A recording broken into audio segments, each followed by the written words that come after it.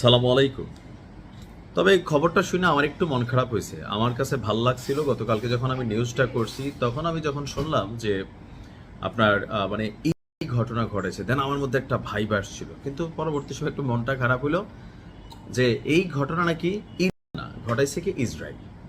তো তারপরে এখান থেকে একটা শিক্ষণীয় জিনিস কোনটা? শিক্ষণীয় জিনিস হচ্ছে ওইটা আপনি চোখে যা দেখলেন আর বাস্তবতার মধ্যে ফারাক থাকতে পারে। আমরা সবাই কেউ কেউ ইরানকে ক্রেডিট দিতে শুরু করলাম, কেউ ইরান গালাগালি শুরু করলাম, কিন্তু দিন শেষে আসল ঘটনা কি বের হলো যে সিস্টেমেটিকলি এই অভিযান চালাই বসছে ইসরায়েল।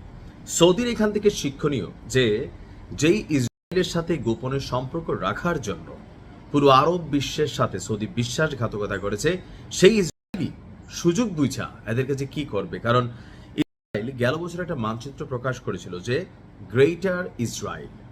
তো সেখানে আমরা দেখেছি সৌদির কিছু অংশ ইসরায়েল তাদের মানচিত্রের মধ্যে নিয়ে আসছে। দর্শক, চাঞ্চল্যকর তথ্য হচ্ছে মধ্যপ্রাচ্যের জ্বালানি খাতে অস্থিতিশীল পরিস্থিতি তৈরি এবং ইরানের বিরুদ্ধে সৌদিকে লেলিয়ে দেওয়ার জন্য বা ধরেন একটা গুটিবাজি করার জন্য সৌদির সবচেয়ে যে বড় তেল কোম্পানি সৌদি আরামকোর, যেই রাশ তানুরা তেল শোধনাগার বলা হয় থাকে, যে সৌদি আরবের তেল শোধনাগারের মধ্যে অর্থনীতির মেরুদণ্ড এটা, সেইখানে অভিযান চালিয়েছে ইসরায়েল। এখন প্রাথমিকভাবে আমরা এখানে ইরানের ড্রোনের হামলার খবর শুনলেও ইরানের একটি সামরিক শীর্ষ কর্মকর্তার বরাত দিয়ে এবং কি বেশ কিছু গোয়েন্দা সংস্থার তথ্য বলছে যে আপনার এই ঘটনা আসলে ঘটেছে। ইরানের সামরিক সূত্রটি তাসনিম নিউজকে দেওয়া একান্ত সাক্ষাৎকারে এই হামলাকে ইসরায়েলের একটি ফলস ফ্ল্যাগ অপারেশন বলে অভিহিত করছে।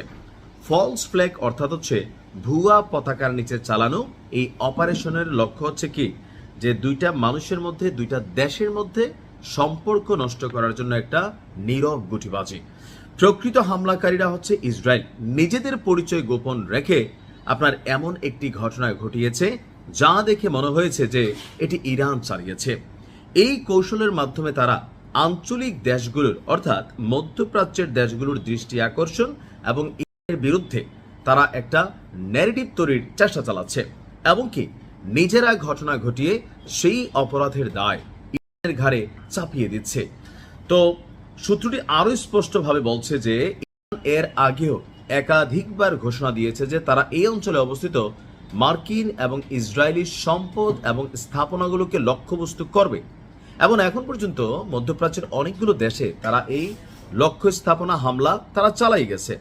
এই বক্তব্যের মাধ্যমে ইরানের পরোক্ষভাবে নিজেদের অবস্থান তারা তুলে ধরেছে।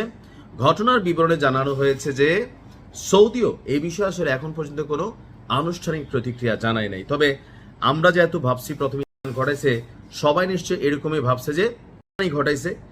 এখন সৌদির ব্যাপারে কেন ইরানের নমনীয় ভূমিকা? কারণ মধ্যপ্রাচ্যে ইরান পরে যদি কোনো একটা বাঘ থাকে, মানে লেস্টেজ নাই, দাঁত নাই, এমনি থাকে না, ওই চিড়িয়াখানার মধ্যে কিছু রাখে না, ধরেন বাচ্চাদের বিনোদনের জন্য হালুম করে ওঠে, কিন্তু ভিতরে দেয়া যায় যে একটা আলাদা মানুষ। তো ওই রকম আপনি ধরতে পারেন যে এরকম টাইপের একটা বাঘ হচ্ছে সৌদি। তো আছে আর কি, মানে দূর থেকে মনে হয় বাঘ, ভিতরে আসলে কিচ্ছু নাই। বাট অর্থনীতি বলেন, তাদের এখানে কর্মসংস্থানের জায়গা বলেন, আন্তর্জাতিক বিশ্বে সৌদির সার্বিক দিক মিলিয়ে যে অবস্থান বলেন, সেদিক থেকে একটা বড় বাধা কিন্তু সৌদি। তা আমার মনে হয় পর্যন্ত অনেকগুলো দেশে হামলা চালালেও সৌদিতে হাত দিবে, আমার কাছে একটু কেমন লাগছিল। বাট আমি খুশি হয়েছিলাম, দিলে খুশি হইতাম। মক্কা মদিনা ছাড়া যা আছে, হ্যাঁ, তামা কইরা ফেলা উচিত, বোঝাই দেওয়া উচিত যুবরাজ সালমান রে। তো যাই হোক, গুটিবাজ হচ্ছে ইসরায়েল, বুঝতেই পারছেন। ভালো থাকুন, আসসালামু আলাইকুম।